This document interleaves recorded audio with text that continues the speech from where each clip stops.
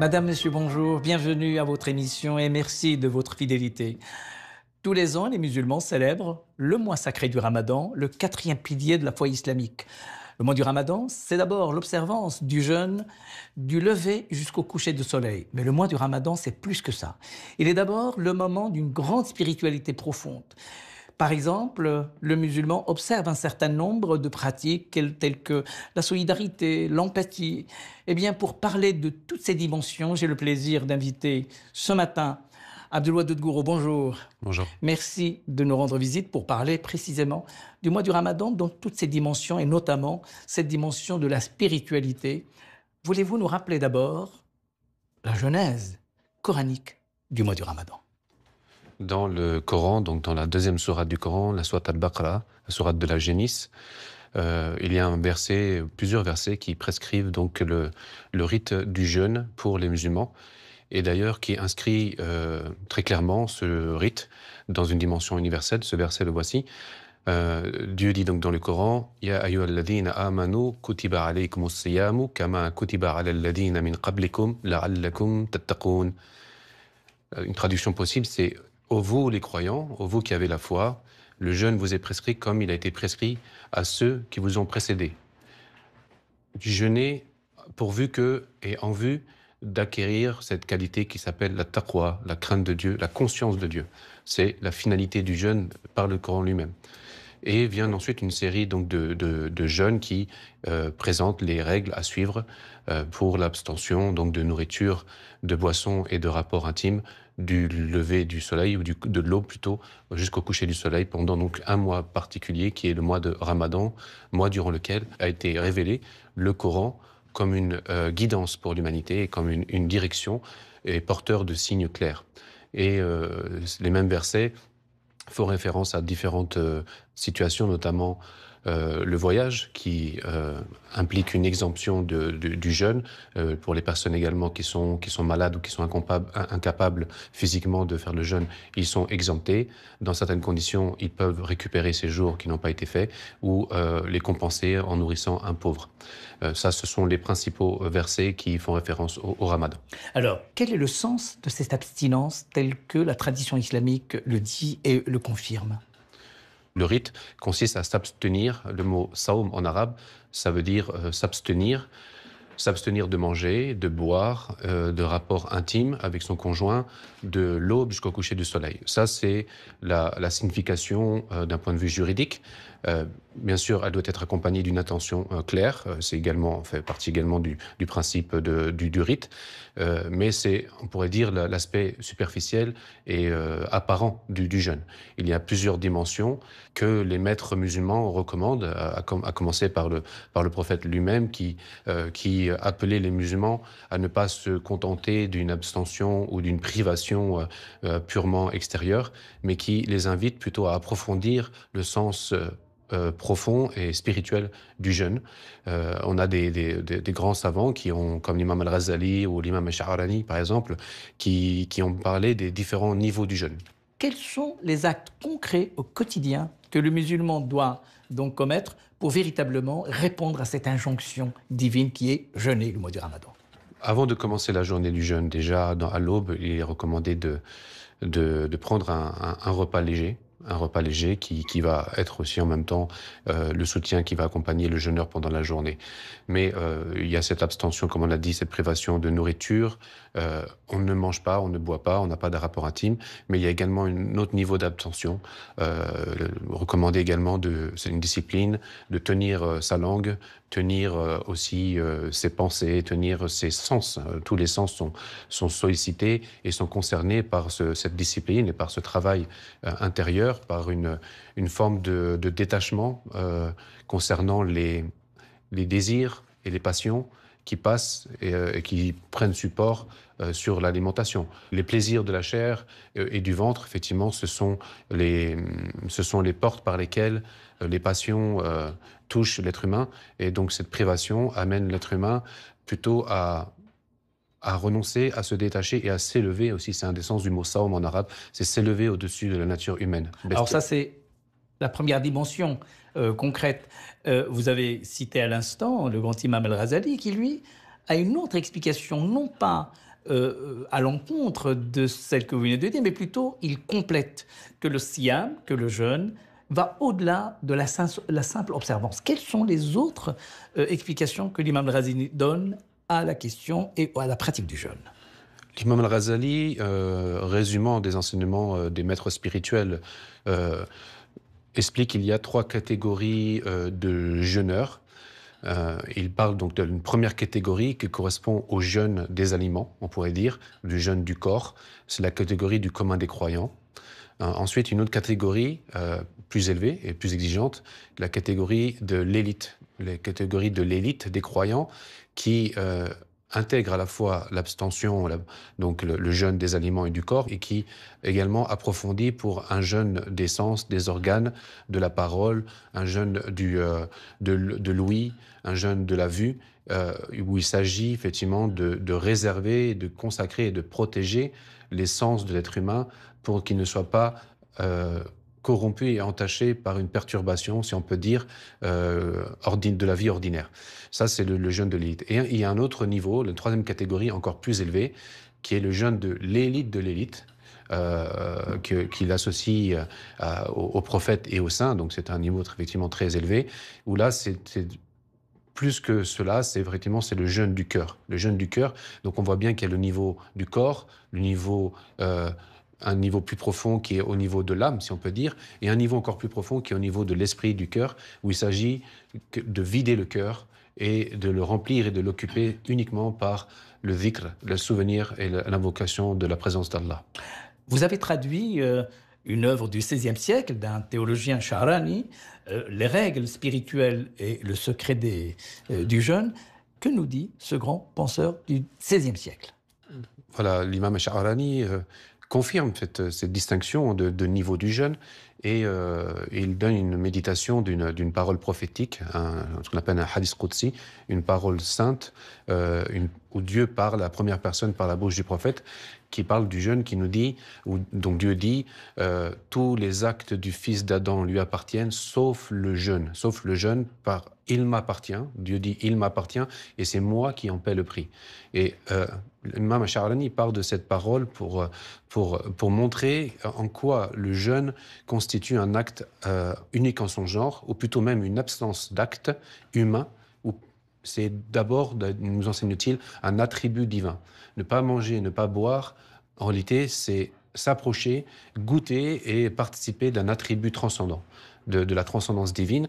Et donc le jeûneur, pendant un certain temps, dans la mesure de ses capacités, assume et revêt cet attribut de Dieu, ce nom divin comme As-Samad, l'absolu, dont tout dépend et qui ne dépend de rien, ou le nom Al-Ghani, le riche par excellence, qui se passe de tous les mondes. Et le jeûne permet d'expérimenter cette dimension transcendante dans notre nature humaine, mais pour aller justement au-delà de notre propre nature simplement physique et approfondir une dimension métaphysique, si on peut dire, comme disent les maîtres aussi, s'approcher de la nature des anges, si on peut dire, peut-être même avant l'attribut divin, mais déjà essayer de participer de cette dimension purement spirituelle de la réalité. Les temps modernes, nos temps d'aujourd'hui, voient que des millions de musulmans observent ce mois du Ramadan, je dirais dans des pays qui ne sont pas des pays musulmans. Quelle est votre appréciation sur cette pratique en dehors du temps musulman, en dehors des lieux de l'islam, par exemple en Europe? Comment vous constatez, qu'est-ce que vous observez chez le musulman?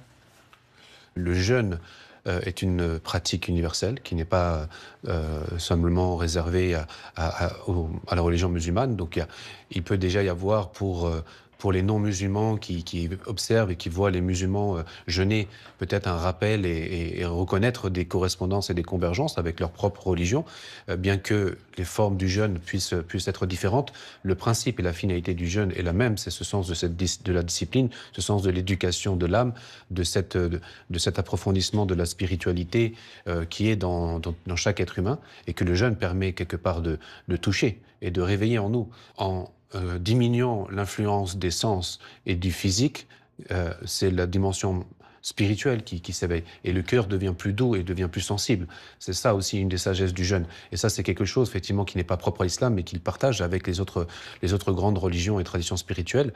Et dans le contexte, j'aimerais dire, dans le contexte français en particulier, au-delà de l'aspect festif ou de l'aspect culturel, cette dimension profonde du jeûne mérite d'être mieux connue et d'être mieux appréciée également, je pense, parce que c'est vrai qu'il n'y a pas tout cet accompagnement de la culture, peut-être qu'on peut trouver dans une société musulmane, mais peut-être c'est une exigence supplémentaire pour le musulman en France, la musulmane en France, d'aller au fond des choses et de ne pas se contenter des apparences, peut-être de se concentrer, d'être encore plus sincère dans son intention lorsqu'il accomplit cet acte. D'ailleurs, les maîtres disent que c'est un acte qui est invisible, hein, en réalité.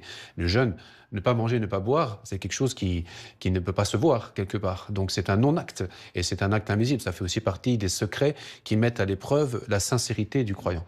Et ça serait un peu contradictoire d'en faire une forme d'ostentation, alors qu'on n'en comprend plus le sens. Ça fait aussi partie de l'épreuve du témoignage des musulmans dans un contexte non musulman, d'une société non musulmane, de pouvoir vivre la spiritualité de façon équilibrée, de façon respectueuse, sans provoquer de désordre, mais en même temps de la vivre profondément, intérieurement, et que ça soit aussi une occasion de témoignage et de transmission d'une connaissance et d'une sagesse qui en même temps est universelle. Shahrani et l'imam al-Ghazali insistent sur cette dimension purificatrice de ce mois du Ramadan, la discipline, la réflexion, la méditation. C'est un peu compliqué pour un musulman en terre occidentale non musulmane. Nous prenons par exemple l'exemple du travail. Autant dans le monde musulman, le monde du travail s'adapte, si vous voulez, au rythme du jeûne et au rythme de l'observance du mois de Ramadan. Pas en Europe. C'est que le musulman en Europe, pour nous, le Ramadan, c'est aussi un moment de vérification et de solidarité. Comment réconciliez-vous ces deux dimensions, la contrainte sociale et cette dimension spirituelle du mois du Ramadan? Les versets du Coran qui parlent du jeûne et qui abordent justement cette question des dérogations prévues dans le cadre d'un voyage, lorsqu'on est malade, déjà montre bien que c'est un rite qui peut être adapté en fonction des conditions et de la condition personnelle et peut-être aussi de la situation où on se trouve. Mais ces versets-là rappellent un principe fondamental qui est présent d'ailleurs dans tous les aspects de la tradition islamique, c'est Dieu veut pour vous la facilité, il ne veut pas pour vous la difficulté. Donc le jeûne n'est pas une fin en soi, n'est pas un exercice de mortification, ni un exercice de contrainte absolue, mais peut-être que ça fait partie aussi de l'épreuve de comprendre que cette discipline, effectivement, ne doit pas suivre notre propre volonté, mais plutôt la volonté de Dieu. Et si Dieu veut la facilité, c'est que quelque part, il y a aussi une miséricorde. Et il me semble en tout cas que cette facilité peut tout à fait être expérimentée et vécue dans le cadre de la société actuelle, que ce soit dans le travail, dans les responsabilités. La spiritualité musulmane et le jeûne en particulier n'est pas en contradiction avec les responsabilités quotidiennes. Au contraire, c'est quelque chose qui vient soutenir, qui vient aider, inspirer, et peut-être nous aider à être encore plus concentrés et à mieux faire notre travail, parce que effectivement, le jeûne nous met dans cette condition où nous rapproche encore une fois de cette présence divine et on est plus éveillé, on est plus réactif. Donc, par principe, l'universalité de l'islam, l'universalité du jeûne est tout à fait compatible avec la vie actuelle moderne. Et encore une fois, dans l'islam, il y a des enseignements qui nous amènent de toute façon à avoir ce sens de l'équilibre, ce sens des proportions, ce sens aussi des priorités. Donc, si on a bien compris, il n'y aura pas de difficulté. Nous observons ici en France, en Europe, d'une certaine façon, un retour massif, notamment de la jeunesse musulmane, à cette pratique qui est donc le jeûne du Ramadan. Quel sens donnez-vous à cette, disons, à cette communion que la jeunesse observe pendant le mois du Ramadan en France et en Europe?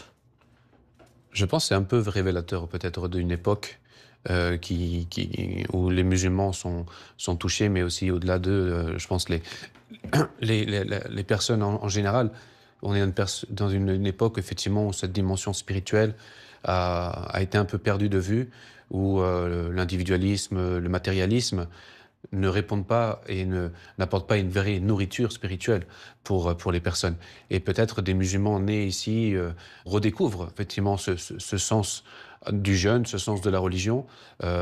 Parfois, c'est vrai, parfois ça peut passer aussi par par du formalisme. Ça, c'est un peu le risque de s'arrêter simplement à la forme. Mais si on redécouvre le sens profond de l'islam, du jeûne ou des rites, ça nous permet effectivement de retrouver le bien qui est prévu pour notre propre nature. Et notre nature, effectivement, ne peut pas se suffire d'une vie simplement matérielle, mais le jeûne nous rappelle justement qu'il y a une autre nourriture à rechercher.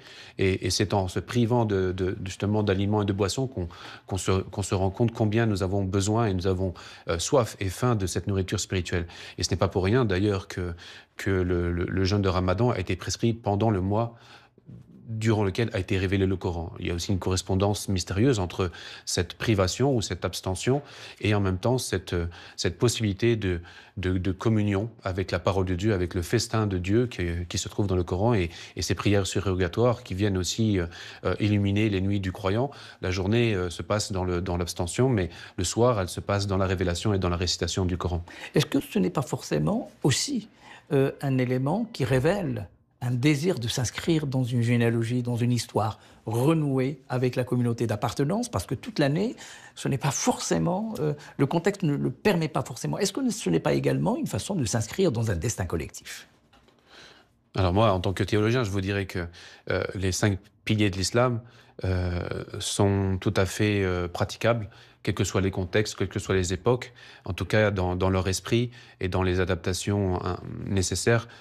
L'islam permet de vivre une spiritualité vivante et actuelle, quels que soient les contextes. C'est clair que dans la société actuelle, la société moderne, où on n'a pas extérieurement tous les soutiens, ça peut être plus difficile parce que ça nous demande au contraire de ne pas nous satisfaire simplement de la forme, mais d'aller chercher le sens profond et l'essence et l'esprit.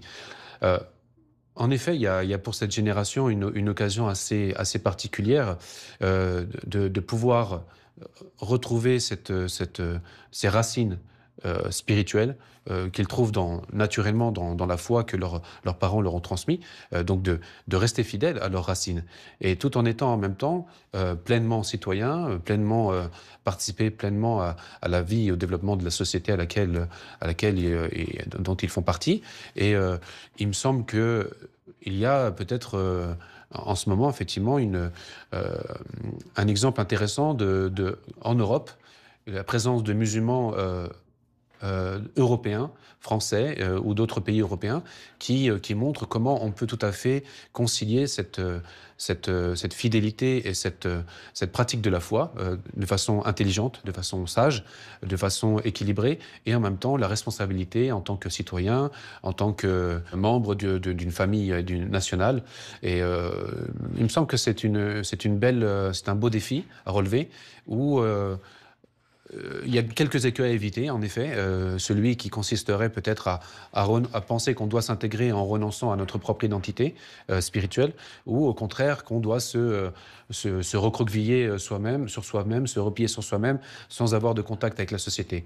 Il me semble que, en tout cas, c'est ce que nous croyons. Le message de l'islam permet tout à fait de maintenir cet équilibre et de témoigner dans cette société aussi de cet équilibre et de cette intention pour le bien commun.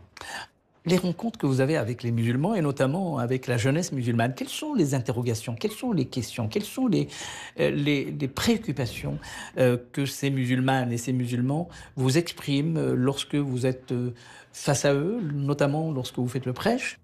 Les jeunes, ou un certain nombre de personnes, ont besoin effectivement d'une transmission, d'une éducation religieuse et d'un enseignement qui apporte toutes les dimensions de l'islam.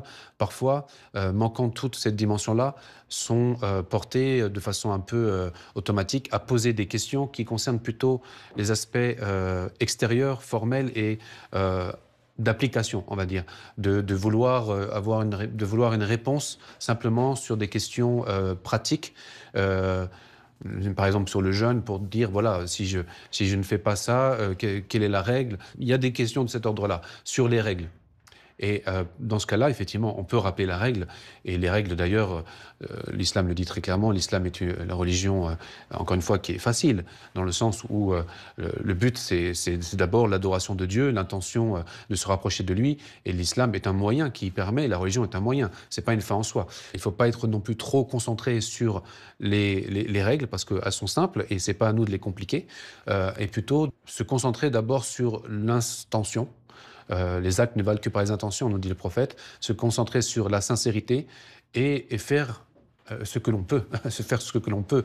Et le jeûne est une grande leçon sur la capacité de l'être humain qui doit effectivement apprendre que il peut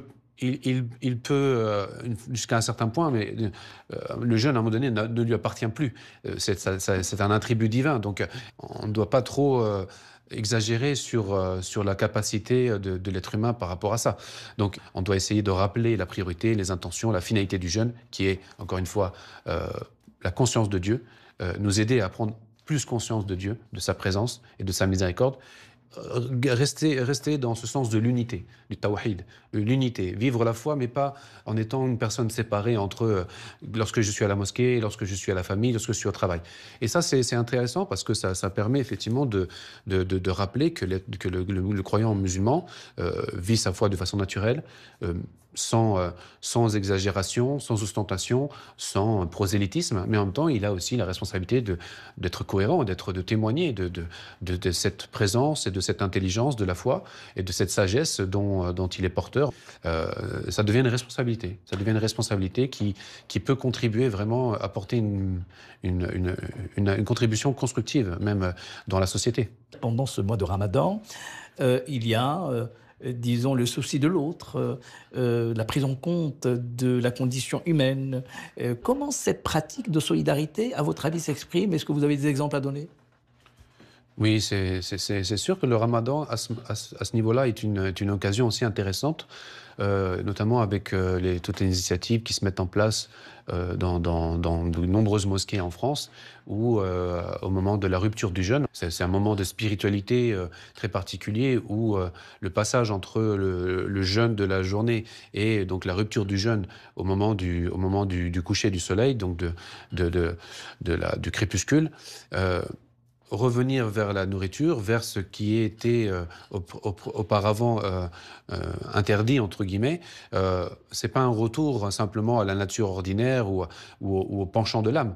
C'est plutôt un retour à la grâce de Dieu, à sa bénédiction, à d'autres attributs de Dieu dans ses noms divins de pourvoyeur, Ar-Razaq, de généreux, Al-Karim, tous ces noms divins qui expriment la beauté de Dieu.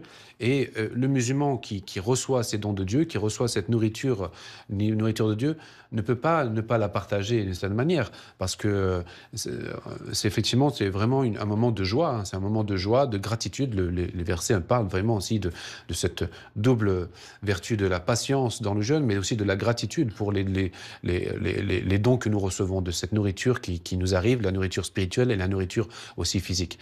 Et de nombreuses mosquées, comme je disais, ou même dans les familles, avec les voisins, ces moments particuliers de repas partagés, de rupture de jeûne, où on offre et on reçoit l'hospitalité, ça vient très naturellement, parce que vraiment, c'est encore une fois ce sens de la générosité qui doit prolonger le jeûne. Effectivement, c'est pas une ascèse, entre guillemets, triste et morne. C'est quelque chose, effectivement, qui doit être vécu profondément, mais en même temps, qui est amené à rayonner et qui est amené à porter des fruits et à être partagé. Et de plus en plus, on voit qu'après la rupture du jeûne, beaucoup de jeunes, ou des moins jeunes, mais surtout des jeunes, se rendent vers les mosquées pour les séances de tarawih. Et ils répondent, dans ce cas-là et dans cette situation, à cette autre injonction, si j'ose dire, à savoir l'âme, la réflexion, la méditation, le dhikr. Est-ce que ce n'est pas, d'une certaine façon, le ramadan comme élément intégrateur? Ça, c'est un aspect qu'on connaît moins, en tout cas pour les non-musulmans, au-delà de la communauté musulmane. Cet aspect, effectivement, de ce lien avec le Coran, ce lien avec la parole de Dieu, qui va se manifester tout au long du mois de Ramadan à travers des prières surérogatoires On a les 5 prières obligatoires de la journée et de la nuit, mais là, ce sont des prières surérogatoires, donc des prières supplémentaires, volontaires, qui suivent l'exemple et l'enseignement du prophète Mohammed, sur lui la paix et bénédiction de Dieu. Et donc, après la prière, la dernière prière de la nuit, donc la prière de Isha, les musulmans restent à la mosquée et vont écouter et réciter, suivre dans la prière la récitation du Coran, et traditionnellement la totalité du Coran pendant ces 29 ou 30 jours et 30 nuits va être récitée comme une forme de synthèse, de récapitulation de la révélation du Coran, comme on l'a dit pendant le mois de Ramadan, lorsque le prophète, pendant une nuit bénie de Ramadan, les 10 dernières nuits de Ramadan, a reçu la visite de l'ange Gabriel alors qu'il était retiré dans la grotte de Hira, non loin de la Mecque. Il a reçu, dans sa 40e année, la visite de l'ange Gabriel qui lui a apporté la révélation du Coran. Et le croyant qui vient s'abreuver à la parole de Dieu, quelque part, participe un petit peu de ce moment de retraite.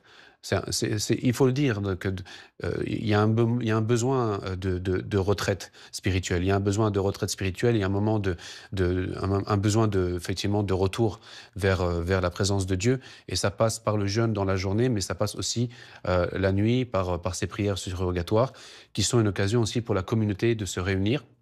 Ce sont des prières communautaires qu'on peut faire aussi chez soi, en famille, mais le compagnon, notamment le compagnon Omar ibn al-Khattab, a voulu réunir les musulmans pour que cette prière aussi puisse être une occasion d'unité autour de la parole de Dieu. Dieu merci, la France est un pays en paix, un pays paisible. Qu'est-ce que nous pouvons aujourd'hui, qu'est-ce que vous souhaitez aux musulmans du monde entier, quel que soit le contexte dans lequel ils vivent, que pouvons-nous leur souhaiter dans ce mois sacré du Ramadan? On ne peut que souhaiter à nos coreligionnaires et à toute personne qui sont touchées par la souffrance, souhaiter le réconfort apporté par la paix de Dieu, la vraie paix, j'aimerais dire. Souhaiter la paix dans le monde, ça c'est une nécessité, mais chercher vraiment cette paix par la connaissance de Dieu, par la connaissance de la vérité. Pour nous, c'est effectivement, ça passe par une exigence d'une recherche du bien, d'une pratique du bien, et peut-être que le jeûne du Ramadan nous apprend à mieux nous connaître nous-mêmes, savoir que en nous-mêmes, en chaque être humain, il y a une partie bestiale, une partie inférieure qu'il faut combattre en soi-même. Et le jeûne est une façon de combattre effectivement contre nos propres démons, contre la propre bête qui est en nous, celle-ci qui déchaîne tant les passions, celle-ci qui se déchaîne aussi par la violence ou par les guerres. Et si le croyant, à un niveau individuel, fait déjà cet effort de discipline intérieure, cette discipline de l'âme, et s'abreuve, et par l'aide de la religion, du jeûne ou par la pratique rituelle, éduque cette âme à se purifier et à s'approcher de cette dimension spirituelle, j'ose espérer, en réalité, c'est ce que nous croyons, hein, c'est cette conformité qui peut apporter un bien, qui peut apporter un bien utile pour chacun, mais aussi pour l'autre.